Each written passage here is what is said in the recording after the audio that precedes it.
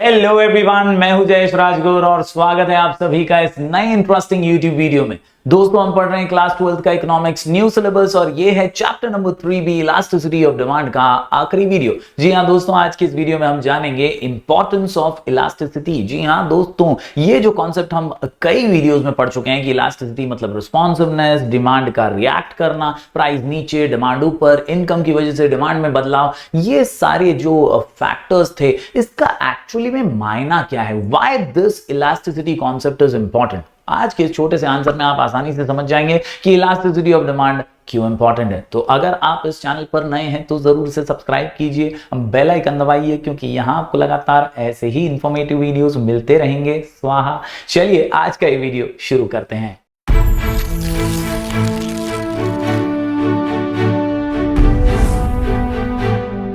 तो दोस्तों, जब बात आती है importance of elasticity of demand की, तो J.M. केन्स, ये महान इकोनॉमिस्ट हैं, लॉर्ड J.M. केन्स, और ये कहते हैं कि भाई अल्फ्रेड मार्शल ने बहुत कारनामे किए हैं, मगर ये जो इलास्टिसिटी का कॉन्सेप्ट है ना, ये वाकई में काबिले तारीफ है और इसकी वजह से कईयों को फायदे होते हैं। कई लोग अलग अलग प्रकार के डिसीजंस आसानी से और अच्छे से ले पाते हैं। दैट इज व्हाई यहां पर उन्होंने कहा है कि the concept of elasticity of demand is great importance to producers, farmers, workers and the government. यानी कहीं ना कहीं समाज के हर घटक को, समाज के हर एक सिस्टम के अंदर रहने वाले, सिस्टम के बाहर रहने वाले हर नागरिक को, हर व्यक्ति को कहीं ना कहीं इलास्टिसिटी का कॉन्सेप्ट डायरेक्टली और इनडायरेक्टली काम आता जरूर है। Lord Keynes considered this concept to be the most important contribution of Alfred martial.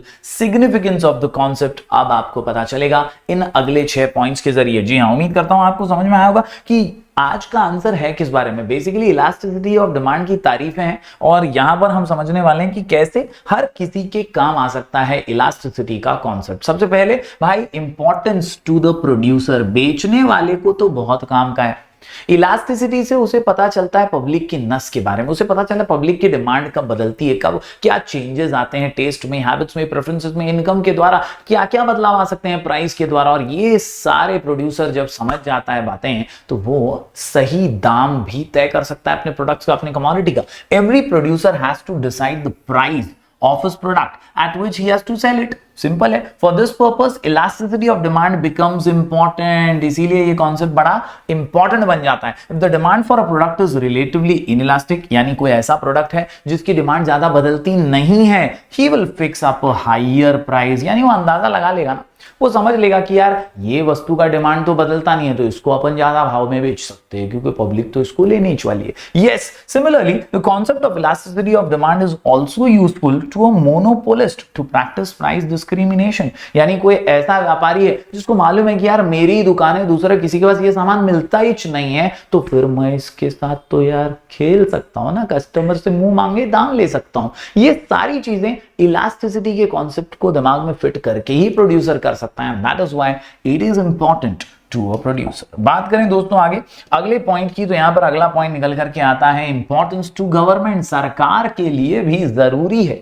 सरकार अलग अलग योजनाएं बनाती है, अलग अलग पॉलिसीज का निर्माण करती है और इन पॉलिसीज के जरिए वो लोक कल्याण और जन कल्याण का काम करती है। कहीं ना कहीं टैक्सेशन पॉलिसी हो, प्राइस पॉलिसी हो, ऐसी अलग अलग पॉलिसीज फ्रेम करने के लिए भी इलास्टिसिटी की समझ बहुत जरूरी है। यहां पर भी यही कहा गया है कि taxation policy of the government is based on the concept of elasticity. यानी अगर कॉन्सेप्ट आपको नहीं समझा इलास्टिसिटी का, तो आप ये पॉलिसी अच्छे से नहीं फ्रेम कर पाएंगे। आपको पता होना चाहिए लोग क्या ज्यादा डिमांड करते हैं, कब ज्यादा डिमांड करते हैं, कितनी डिमांड करते हैं। इसी से तो आप टैक्सेशन उन पे लगा पाएंगे चीजों पे। Those commodities whose demand is relatively inelastic will be taxed more। जिनका डिमांड बदलता नहीं है उनके ऊपर टैक्स ज्यादा लगेगा, because it will not affect their demand much and vice versa। तो सिंपल सी बात है, सरकार की योजनाओं के लिए भी इंपॉर्टेंट है इलास्टिसिटी का कॉन्सेप्ट। बढ़ते हैं दोस्तों आगे अगले आसान से पॉइंट की ओर। अगला पॉइंट निकल करके आता है भाई importance in factor pricing. Factor की जब भी बात आए तो याद रखिए दोस्तों, फैक्टर्स ऑफ प्रोडक्शन। यहां पर लैंड, लेबर, कैपिटल, एंटरप्रेन्योर जैसे फैक्टर्स के बारे में हम पढ़ ही चुके हैं और इनको जो रिवॉर्ड मिलता है वो भी हमने पहले चैप्टर में पढ़ा था कि यार लैंड को मिलता है रेंट, हमने पढ़ा था कि भाई लेबर को मिलती है वेजेस, इसके अलावा एंटरप्रेन्योर क्या कमाता है, प्रॉफिट कमाता है, कैपिटल को ब्याज मिलता है, ऐसे अलग अलग फैक्टर के प्राइजेस हैं, वो किसको कितना मिलना चाहिए, फैक्टर का प्राइसिंग क्या होना चाहिए, वो भी इस कॉन्सेप्ट के जरिए क्लियर हो जाता है। The concept of elasticity of demand is useful in determination of factor prices. The factor of production for which demand is relatively inelastic can command higher price. आज देखिए ना, लैंड का प्राइस कितना ज्यादा बढ़ता जा रहा है, बढ़ता ही जा रहा है, बढ़ता ही जा रहा है, बढ़ता ही जा रहा है। तो कहीं ना कहीं पता है लोगों को कि यार इसका तो रिलेटिवली इनइलास्टिक डिमांड है, इसके लिए इसका प्राइस हायर है। Yes, as compare to those having elastic demand. For example workers की भी बात करें तो बहुत जबरदस्त है डिमांड भाई। Workers can ask for higher wages if the demand for the product produced by them is relatively inelastic। अगर वर्कर्स कोई ऐसा प्रोडक्ट प्रोड्यूस करने में मदद कर रहे हैं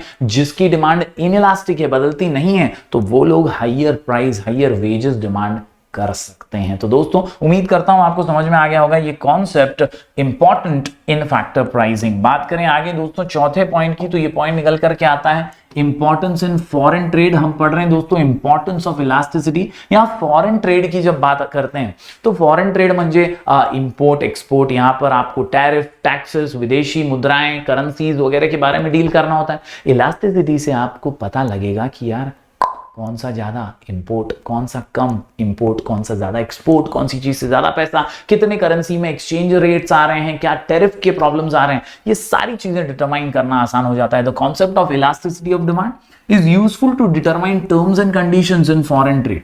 the countries exporting commodities for which demand is relatively inelastic can raise their prices. Simple है ना।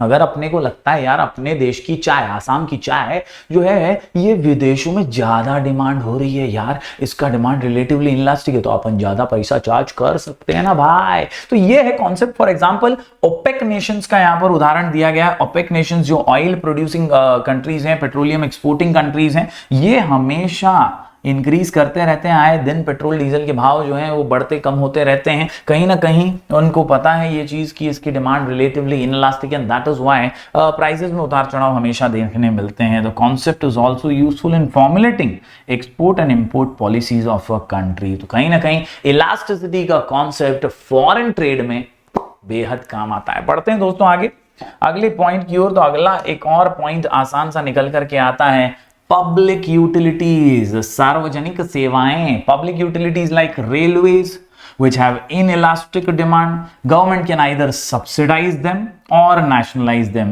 to avoid consumers exploitation। तो कहीं ना कहीं जो सरकारी सुविधाएं हैं उसमें सरकार अक्सर सब्सिडीज देती है, नेशनलाइज करती है उन्हें, ताकि पब्लिक का एक्सप्लॉइटेशन ना हो, उनको जो है ज्यादा बर्डन और बोझ ना झेलना पड़े पैसों का या फाइनेंशियल ट्रबल का। आखिरी में दोस्तों पॉइंट नंबर 6 की बात करूं तो ये है प्रोपोर्शन ऑफ एक्सपेंडिचर। ये भी बड़ा एक इंपॉर्टेंट फैक्टर बन जाता है विच constitute to importance of elasticity of demand। यहां पर अगर बहुत कम खर्चे में से हिस्सा आपका जो है एक पर्टिकुलर प्रोडक्ट पे जा रहा है, जैसे न्यूज़पेपर्स का खर्चा हार्डली बहुत कम सा ही, ये महीना का 200 रुपए, 100 रुपए, 300 रुपए का खर्चा होता है, क्योंकि न्यूज़पेपर्स की कीमतें उतनी ज्यादा नहीं है। तो ऐसे में हम ज्यादा फिक्र नहीं करते उसकी, हम सोचते हैं कि यार ठीक है ना, चला गया, खर्चा हो गया। प्रोपोर्शन एक्सपेंडिचर में इस पर्टिकुलर कमोडिटी का कितना है उससे भी वो इलास्टिसिटी बहुत ज्यादा मैटर करती है, इन्फ्लुएंस करती है। If the proportion of expenditure in person's income is small then demand for the product is relatively inelastic. क्योंकि यार